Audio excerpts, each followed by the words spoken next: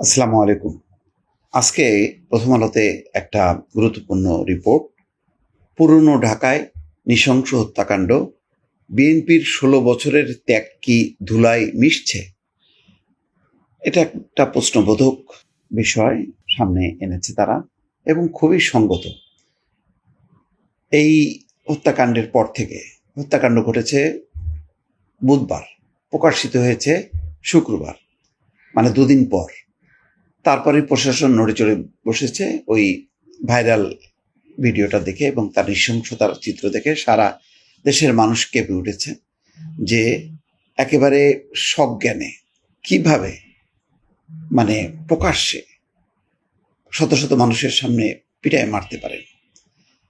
স্বাভাবিকভাবে এটা তীব্র প্রতিক্রিয়া তৈরি হয়েছে। আরও এই ঘটনার মধ্যে একটা রাজনৈতিক উপাদান যুক্ত হয়েছে, যে বিএনপির অঙ্গ সংগঠনের নেতাকর্মীরা এর সঙ্গে জড়িত। তারপরেই দুটি ভাগে বিভক্ত হয়ে গেছে। একদিকে হত্যাকাণ্ডের নিন্দা প্রতিবাদ, অন্যদিকে এটাকে কেন্দ্র করে রাজনৈতিক মাঠে কিছু কিছু রাজনৈতিক দল সক্রিয় হয়েছে, সোচ্চার হয়েছে বিএনপির বিরুদ্ধে।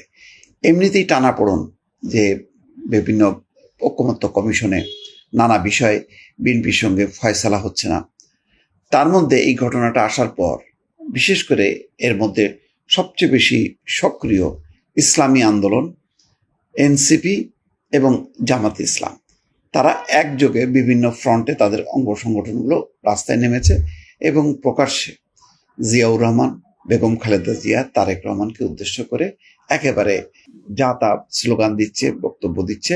অর্থাৎ এই হত্যাকাণ্ডকে ঘিরে একটা রাজনৈতিক ফায়দা তোলার বিষয়টা পরিষ্কার বা সুযোগ নিচ্ছে। এমনিতেই সামনে নির্বাচন, সেই নির্বাচনের একটা অ্যালায়েন্সের কথা ভাবা হচ্ছে, যে ইসলামী দলগুলো তারা একটা জোট করবে।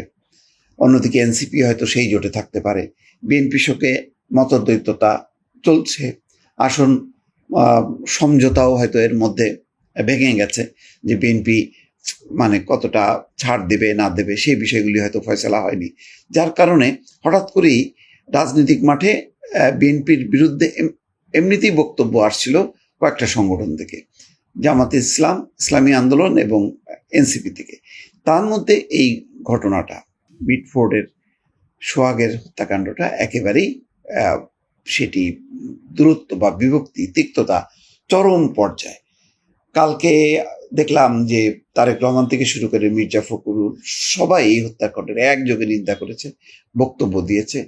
তারপরে এমন কথাও বলেছে বিএনপির পক্ষ থেকে যে মূল হত্যাকারী যারা, তাদেরকে বাদ দিয়ে অন্যদেরকে কেন ধরা হলো, মূল হত্যাকারীদেরকে কেন ধরা হচ্ছে না, তাহলে প্রশাসনের এটা শৈথিল্য আছে কিনা, প্রশাসন এটা সুযোগ দিচ্ছে কিনা, এরকম নানা রকম।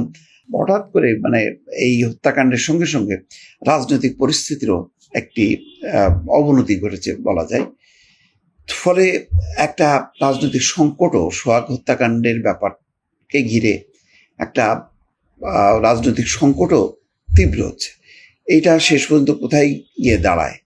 তারপরে দেখা যাচ্ছে যে রাজপথে যেভাবে নেমেছে বিভিন্ন সংগঠন মিছিল করছে, এখন যদি পাল্টা বিএনপিও যদি রাজপথে নামে, তাহলে রাজপথে সংঘাত, সংঘর্ষ অনিবার্য।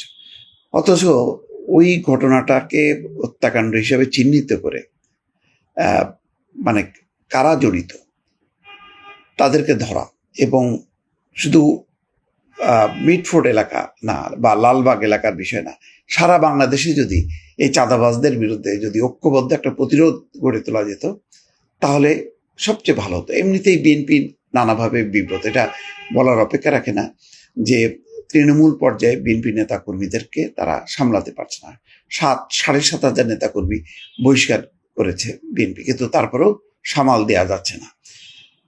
বিএনপির কেন্দ্রীয় নেতৃবৃন্দ বিব্রত, প্রতিদিন বহিষ্কার চলছে, সাসপেন্ড চলছে আজীবন।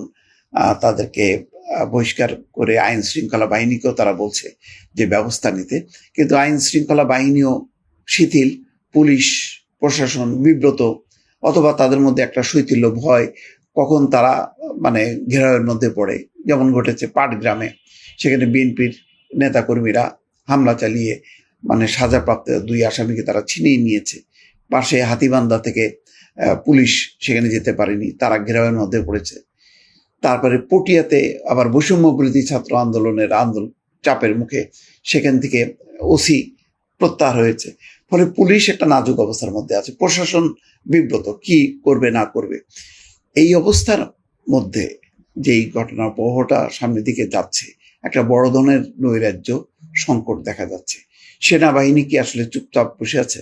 তারা কি সক্রিয় না, নাকি কি ঘটনা?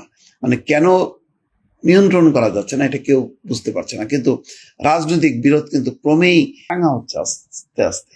এটি কোথায় যে ঠেকবে, কোন পরিণতিতে ঠেকবে কেউ বলতে পারছে না। কিন্তু সবচেয়ে বড় কথা হলো, এই চাঁদাবাজির এই ব্যাপারটা তো আর কোনো লুকোছাপা না, মানে কোনোটা প্রকাশ্যে আসছে। যেমন কালকেই দেখেন, যখন নাকি এই ঘটনায় তোলপাড় চলছে, তখন আমরা দেখলাম যে পল্লবীতে একটা ব্যবসা প্রতিষ্ঠানে হামলা, 20-25 জন, সেসব সিসিটিভির ফুটেজে ধরা পড়েছে। যদিও মারা যায়নি, একজন গুলিবিদ্ধ হয়েছে, কিন্তু ঘটেছে। তো তার মানে নীরবে সরবে অনেক চাঁদাবাজির ঘটনা ঘটছে, সেগুলো কিন্তু নিয়ন্ত্রণ করা যাচ্ছে না, এবং ওই দিকে নজর নেই। নজরটা হচ্ছে এক পক্ষ আর এক পক্ষকে ঘায়েল করা। এই যে আত্মবিনাশী রাজনীতি, সেটা কোন দিকে ঠেলে দেবে শেষ পর্যন্ত কেউ বলতে পারছে না। দর্শক, ভালো থাকবেন। আল্লাহ হাফেজ।